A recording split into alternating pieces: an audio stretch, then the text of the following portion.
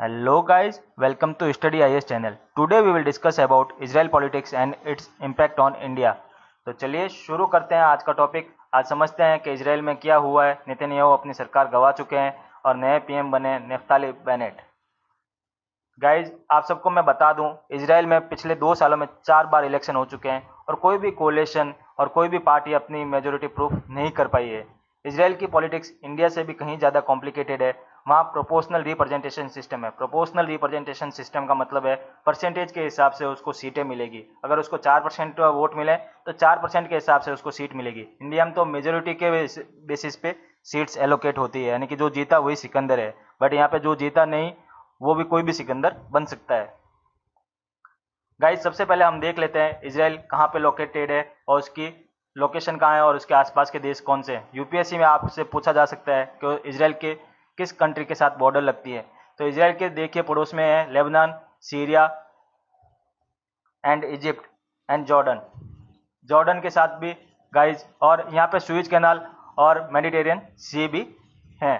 तो ये आप सबको ध्यान रखने वाली बात है। तो गाइज क्या चेंज आ सकता है इजराइल की नई सरकार में। जो इजराइल के 12 साल बाद नेतन्याहू पीएम हट चुके हैं और नेतन्याहू और नरेंद्र मोदी जी के बीच में बहुत अच्छी केमिस्ट्री थी, उन दोनों के बीच में अच्छी फ्रेंडशिप थी। तो इजराइल इतना कभी इंडिया की मजबूरी को समझता था, बट देखते हैं अभी जो पीएम बने हैं नेफ्ताली बेनेट, वो क्या समझ पाएंगे इंडिया की मजबूरियां को या कुछ अलग रुख इख्तियार करेंगे। ये देखना बड़ा इंटरेस्टिंग रहेगा।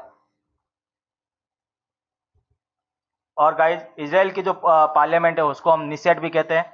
वहाँ 120 सीटें हैं, तो कम से कम उसको मेजोरिटी प्रूव करने के लिए 61 सीटों की जरूरत होती हैं। और जो अभी नई गवर्नमेंट बनी है उसमें 61 सीटें ही हैं, तो क्या बहुत कहने का मतलब बहुत फ्रेजाइल कोalition बना है। तो फ्रेजाइल कोalition बना है, उसमें जो याइर लैपिड है जिनकी पार्टी है यमिना, जो यारी लेपिड है उनकी पार्टी है ये शहतिद, सॉरी फॉर द यमिना, यमिना पार्टी है नेफ्ताली बेनेट की। और एक ब्लू एंड वाइट है पार्टी है जिनके हेड है बेनी गेंट्स, जो इजराइल में नेतन्याहू के साथ में पहले कोलिशन में थे, तो अभी वो वापस निकल चुके हैं। ये आप देख सकते हैं Israel new government seals coalition deal as Netanyahu era end. ये आप इलेक्शन रिजल्ट देख नेतन्याहू की जो पार्टी थी लिक्विड पार्टी, वो उसमें 30 सीटें जीत के सबसे बड़ी पार्टी बनी थी, बट मेजोरिटी प्रूफ नहीं कर पाई। तो अभी 8 पार्टियां कोलिशन में बनी है, जिसमें centre left, centre right, ultra ultra right, ये शैतिद पार्टी जो सेंटर लेफ्ट है, यामिना पार्टी जो अल्ट्रा राइट विंग पार्टी है, बहुत ही अल्ट्रा, उनसे अल्ट्रा शायद इजराइल में कोई नहीं है, इतना राइट विंग कोई नहीं है, and blue and white party. और इसमें सबसे खास बात है एक यूनाइटेड अरब लीग पार्टी है, जो भी कोई भी इजराइल के फॉर्म के बाद कोई पहली पार्टी है जो अरब की होने के बाद जो वो सरकार में है, और उसके पार्टी के चीफ का नाम है मंसूर अब्बास।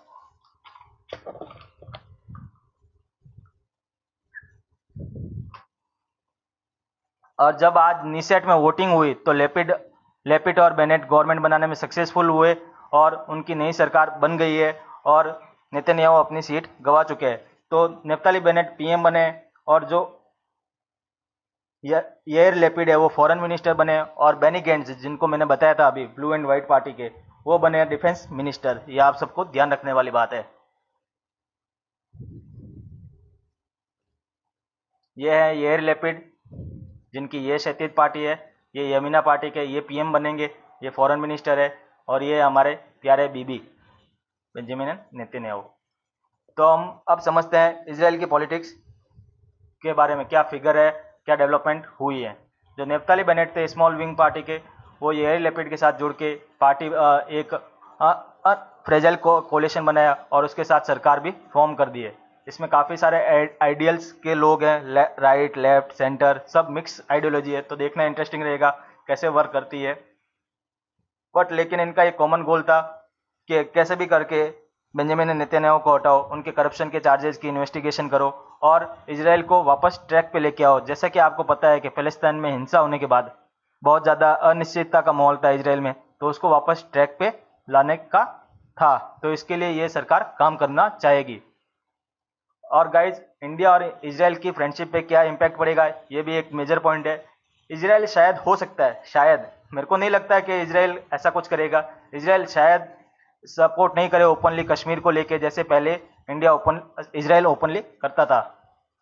और इंडिया, यूएस, इजराइल तीनों साथ में मिलके 5G में कोलैबोरेट कर सकते हैं। पहले हमारे बीबी ने मना बोल दिया कि मुझे कोई इंटरेस्ट नहीं है इस बात पे, लेकिन गाइज इंडिया ने भी इजराइल को नाराज करा है। लेकिन देख सकते हैं इंडिया की भी अपनी मजबूरी है यूएन ह्यूमन राइट काउंसिल में, जैसे कि अभी उसमें वोट हुआ था पैलेस्तीन को लेकर, तब इंडिया ने एब्सटेन कर दिया था, ना किसी के पक्ष में ना किसी के विरोध में। तो किसी को भी समझदार को इशारा काफी है कि वो इजराइल के पक्ष में था। एग्रीकल्चर और डिफेंस एग्रीमेंट थोड़े से स्लो हो सकते हैं, क्योंकि अभी नई सरकार है, ये कैसे काम करती है ये देखना इंटरेस्टिंग रहेगा। लेकिन जैसे आज उनका कमेंट था नेफ्ताली बेनेट का, उससे देख के लगता नहीं है कि ये कुछ रुकने वाले हैं, क्योंकि आज ही इन्होंने बोला है कि हम ईरान के खिलाफ जो न्यूक्लियर डील होगी उसके हम खिलाफ रहेंगे, उसके हम खिलाफ लड़ेंगे।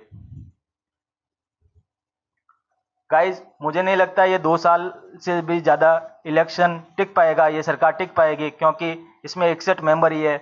एक दो मेंबर को तोड़ना नेतन्याहू तोड़ सकते हैं, और हमने ये इंडिया में भी होते देखा है। तो कोई बड़ी बात नहीं है कि नेतन्याहू 6 महीने बाद, साल भर बाद, इवन 1.5 साल बाद भी पीएम बने, तो कोई अचरज वाली बात नहीं रहेगी। तो चलिए इसी नोट के साथ आप पढ़ते रहिए, खुश रहिए। Thank you, thank you, thank you so much. और अगर आपने हमारे चैनल को सब्सक्राइब नहीं करा है, जल्दी से सब्सक्राइब कर दीजिए। Thank you so much.